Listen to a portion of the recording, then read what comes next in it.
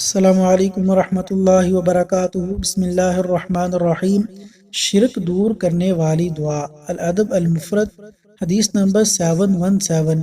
نبی صلی اللہ علیہ وسلم نے حضرت ابو بکر رضی اللہ عنہ سے فرمایا، اے ابو بکر، بلا شبہ لوگوں میں شرک چیونٹی کی چال سے زیادہ مخفی ہے۔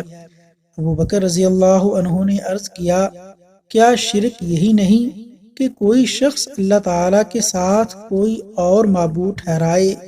نبی کریم صلی اللہ علیہ وسلم نے فرمایا، اس ذات کی قسم کہ جس کے ہاتھ میں میری جان ہے، بلا شبہ شرک چیونٹی کی چال سے زیادہ مخفی ہے۔ کیا میں تجھے وہ چیز نہ بتلاؤں کہ جب تم وہ کہو تو تم سے اس کا تھوڑا زیادہ یعنی سارے کا سارا شرک چلا جائے؟